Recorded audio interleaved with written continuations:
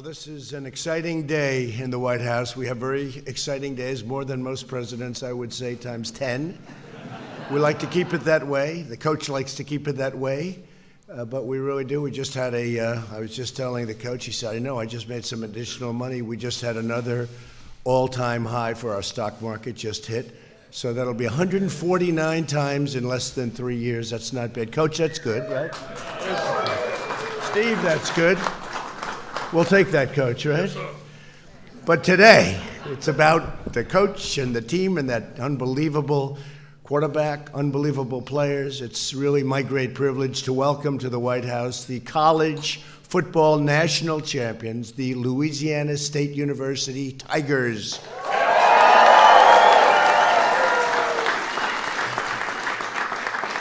And Coach, we have a lot of politicians out there, so many I won't really mention all of them. Well, there's one I have to. Hello, Bill, your senator.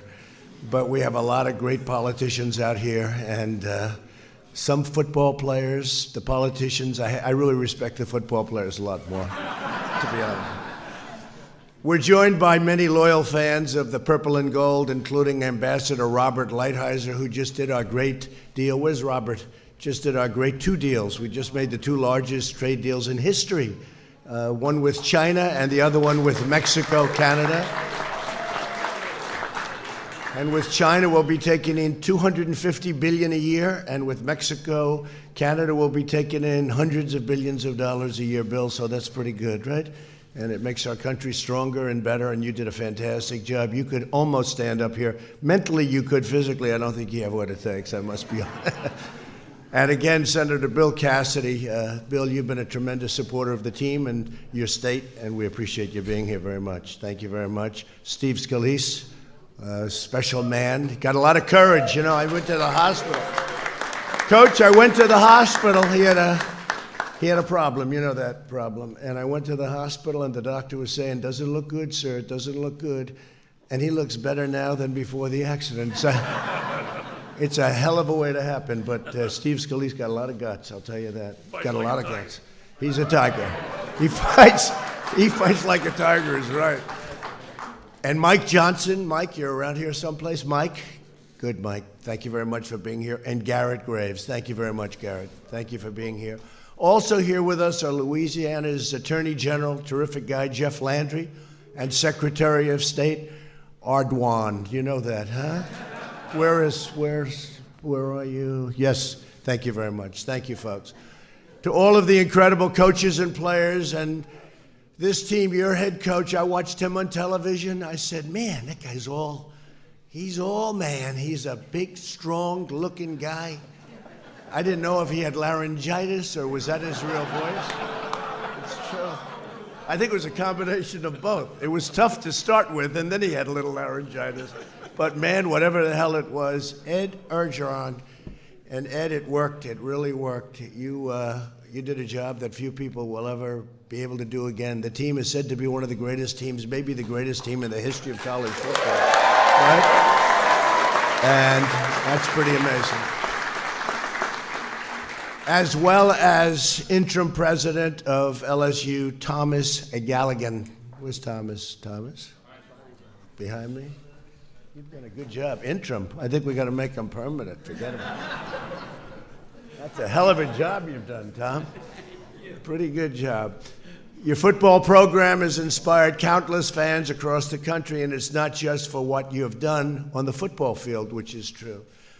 In the face of a heartbreaking tragedy, you rallied together behind offensive coordinator Steve Insminger. Where's Steve? Steve, come on, Steve.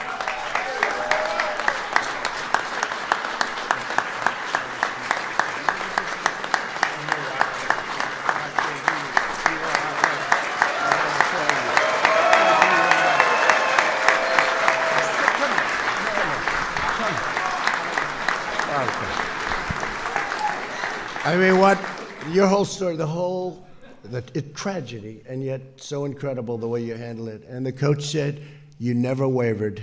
Coach was just talking to me about it. You never wavered. So I want to thank you very much for being here. Thank you for everything you've done. Very inspirational, Steve. This team showed the world what it means to look out for one another, and Steve's a real case study in that, but I want to thank you. 3 years ago, when LSU needed a head coach, they considered choosing someone younger. You're a pretty young guy, right? Younger. That's discrimination. You could sue them for that. See, nowadays you sue if you hear that. They want younger, let's sue them. They made the right choice, that I can tell you. And some might say a little bit less gruff. Does that make sense? And yet to me, if I was casting a movie, I told them today, that's my football coach. There's nobody in Hollywood that can play the role better than this guy, right, Coach? Instead, they put their faith in a hometown boy from Lafourche Parish. Ed Orgeron did not let Louisiana down in any way. And today, Coach O, as they call him, you may well be the most beloved coach anywhere in the land. And we have some great coaches. We have some great coaches. And you played against a great coach who was here last year. He was a great coach. But we have great coaches, but the job you've done is incredible. On the road to the title, this team overcame a brutal schedule. And I had no idea how brutal until I looked at these numbers. You defeated 7 teams in the top 10, 4 in the top 5, and beat the national champions of the past 4 years. So what did you do? You get the schedule and you look at it. What did you do when you first saw the schedule, Coach? You weren't happy. Hopefully we have a great quarterback. Now think of that for a schedule. You know, you get your schedule and you say, wait a minute, every team is like a great team we have to play. You didn't have too many easy weeks, but your explosive offense pushed every opponent from the breaking point and to the breaking point. And for the first time since the legendary coach Paul Dietzel, name we all know, and the Fighting Tigers of 1958, LSU had a perfect undefeated season. So rare. It's really rare. And it's amazing how seldom you see that, Coach, right? It's a hard thing to do. But your opponents did not make it easy for you. In late October, number 9 Auburn, really great football school, great school, headed to Death Valley, as they say, hoping to put a stop to the LSU juggernaut. It was all tied up at the start of the second half when Auburn took the lead for the 3rd time that game. An LSU touchdown in the 3rd quarter put you on top, and from that point until the championship, you never trailed again for a single second in a single game. Although I must tell you, in the championship you did. I was getting a little bit concerned. You were a little behind there. I said, hey, what's going on over here? Must be a pretty unusual feeling, right? He didn't know that feeling. The next game, I was in the stands in Tuscaloosa, where you beat your arch rival Alabama in another great game. And that was for the first time in 8 years. Alabama, also great coach, great team. LSU was unstoppable, and soon you faced Oklahoma in the opening round of the playoffs, and Oklahoma had a great season. You shut the Sooners down from the very first drive. LSU held Oklahoma to their lowest total yards in a single game since 2015. I'm sure they weren't happy. As wide receiver, Justin Jefferson had 14 receptions for 227 receiving yards and 4 touchdowns. A college football playoff record. Where is Justin?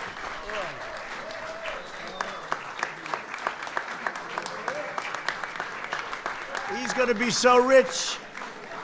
Oh. We're looking at money.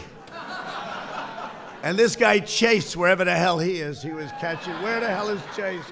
He was catching balls all over the place. You guys are going to make so much money. And I don't think your quarterback's going to do too badly, Coach. I don't think going to do too badly. You beat Oklahoma 63-28. That doesn't happen to Oklahoma. Then it was on to New Orleans. You needed one final big win against a truly great team. And one last time, LSU learned that its star quarterback, Joe Burrow, was something very special. After breaking a bone in his hand playing at Ohio State, Joe sat on the bench and wasn't happy about it. I heard he was not thrilled. That was not your happiest moment, right? He didn't like it. I heard stories. He was going a little crazy. Then the coach took charge and took a change and brought him to LSU. Joe soon became the best quarterback in all of college football. And not close, because he set an NCAA record with 60 touchdowns. I've never even heard of that. 60. In a single season, averaging a touchdown every quarter, and won the Heisman Trophy by the largest margin in the history of the Heisman Trophy. It's incredible. And as he received the trophy, Joe fought back tears. I don't know. I don't think he's ever cried in his life. I don't believe it. Did you actually fight back tears? A little bit. A little bit. It's like the coach. If you told me he cried, I don't believe. He maybe when he was a baby, but I doubt it. He dedicated it to the kids in his beloved hometown of Athens, Ohio. Great state. Within weeks, Joe's heartfelt speech raised over $500,000 for the Athens County Food Pantry. Thank you. Thank you, Joe. And Joe, I want to say on behalf of the country that you make our country very, very proud. You're really an inspirational talent and all of that, but you're an inspirational player and you're an inspirational person. You have a heart that's incredible and the team respects you so much. With Joe quarterbacking and a team of unrivaled talent right alongside and beside him, LSU had to beat the reigning champions, a team that was here last year, and nice guys, and they were very large. You know, we served them a lot of food. They ate so much food we didn't know what the hell to do. They kept eating and eating. A team that had not lost a game in 741 days, the Clemson Tigers. They really are really special, right? They're amazing. Before the game, the First Lady and I were honored to walk out on the field, escorted by the ROTC cadets from both schools.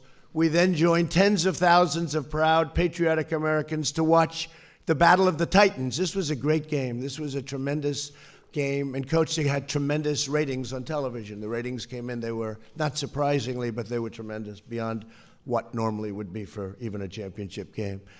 On your first drive, I think you might have had something to do with that stuff. I don't know. Although these two guys maybe too, but you had a lot to do with it.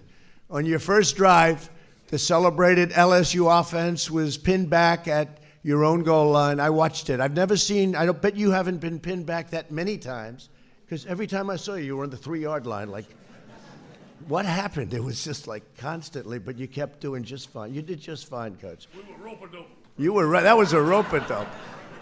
Yeah, it's true. The first time you got the ball sack, and then you made that great play, and they called it back as usual. You made the great pass. He's all over the place. He was going to be tackled 4 times, like on the first play, and you threw the ball, and everybody was excited. And then they said, "There's a flag in the field." Too many flags, Coach. Right? Too many flags. You know, the referees, they want to get themselves in the limelight, but that was a play that should have not been called back. But that's all right. You punted after a rare 3 and out, and soon Clemson struck first with a touchdown, and for the first time all season, they were behind. Then Jamar Chase, and that's the man I was watching him, caught a 52-yard bomb from Burrow to tie it up. By the end of the game, Jamar had 9 catches and 2 touchdowns, setting a playoff championship record with 221 receiving yards. That's phenomenal. Come here, Jamar. Come here. Come here, Jamar.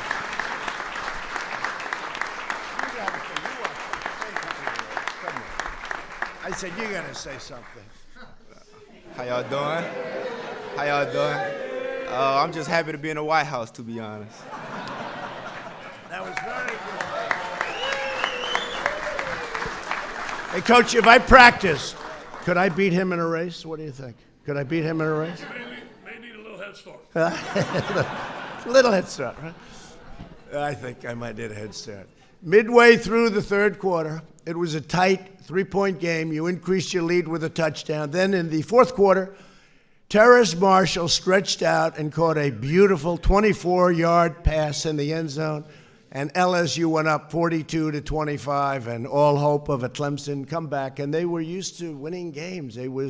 They won, I think, 28 in a row or something, Coach. It's a pretty unusual feeling for them, too. Shows how great a team you have.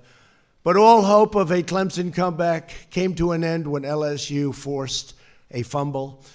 The ball was picked up by a true freshman quarterback who had spent the game shutting down Clemson's offense, that's for sure, on his side of the field. Derek Stingley Jr. Where's Derek?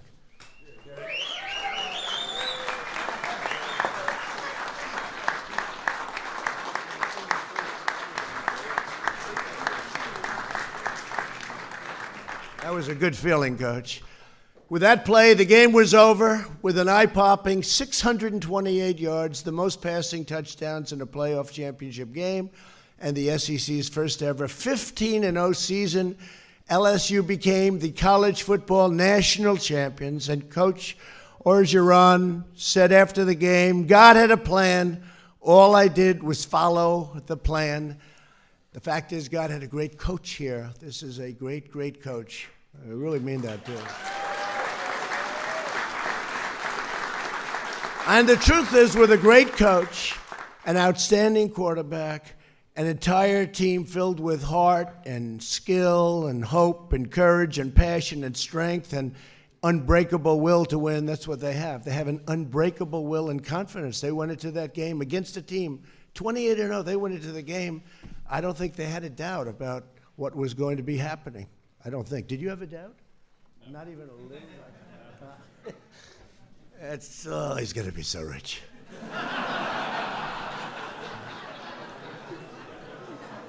Looks sort of like a young Tom Brady. Does that make sense to you? That's young. We call him young Tom Brady.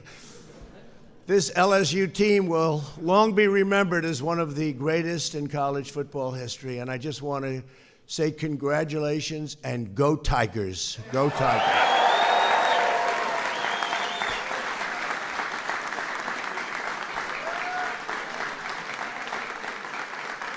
So, Coach, is another coach that I respect a lot. His name is Bill Belichick, right? Do you respect him? Yes. Everybody respects him. He has a lot of respect for you. I talked to him. He has a lot of respect for you, and he thinks you're a great coach. And we know that. The results speak louder than anything I can say. I just want to congratulate you. It's great to get to know you. You have a real friend here. If we can ever help you with rescheduling, like next year, where we give you a little bit easier schedule, what do you think? Bill, we'll work that out. But let's have the coach say a few words. Boy, does he deserve it. It's great to have you in the White House.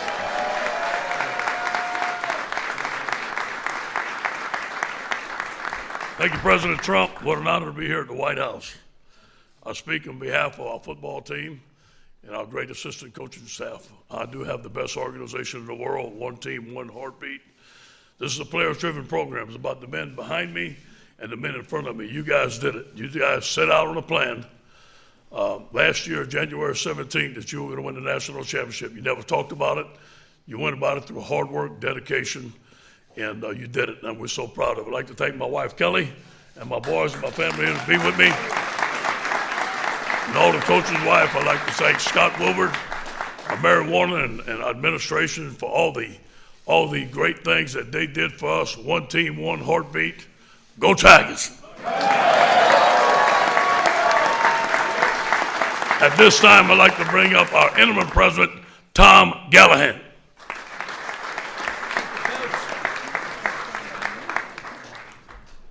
Good morning.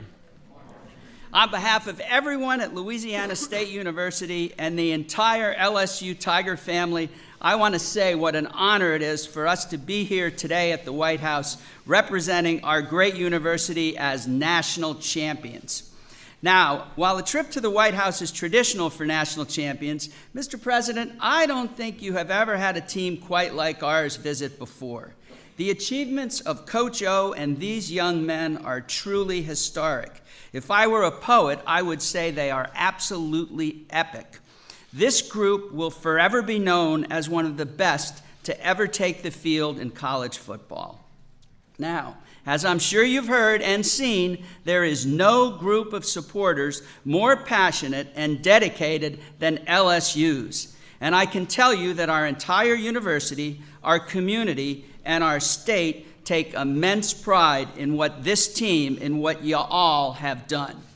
At LSU, we are champions on the football field, and we are champions in the classroom, in the laboratory, on the stage, in the art studio, in the moot court room, and more. Our state gives much to this great nation, from commerce to culture to cuisine and always character. Now we have given the country what we believe is the greatest college football team ever.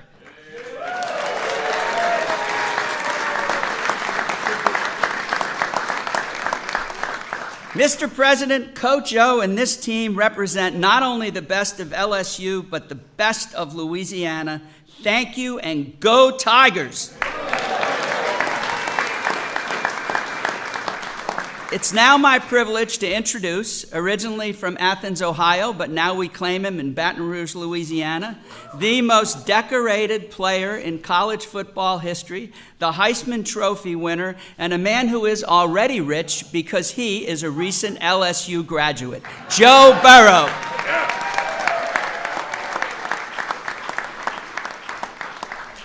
I'll keep this short and sweet because I'm sure Mr. President has some more pressing matters to get to, but no, I just want to say it's truly an honor to be here, and thank you for having us so soon after the game so the seniors could be here. That means a lot to us. This is a moment we'll never forget, and it truly does mean a lot that you did that so soon, so thank you. Thank you.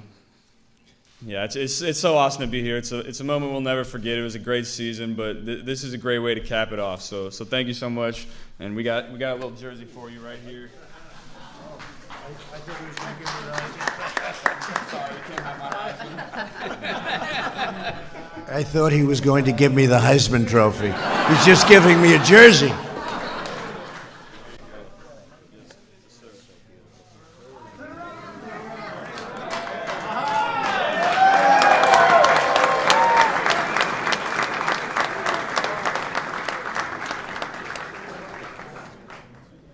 So, Joe, I just told the coach, we don't normally do this, but I'm doing it for this team. Anybody would like to come with me to the Oval Office, we'll take pictures in the Oval. It's a special place. There's no place like the Oval. They come from all over the world. They have their own big offices and everything. They go into the Oval, and they say there's no place like this. So, Coach, if you'd like, we can take whoever wants to come to the Oval Office. We'll take pictures behind the Resolute desk. It's been there a long time, a lot of presidents. Some good, some not so good. But you got a good one now. Even though they're trying to impeach the son of a bitch. Can you believe that? You believe that? Got the greatest economy we've ever had, Joe.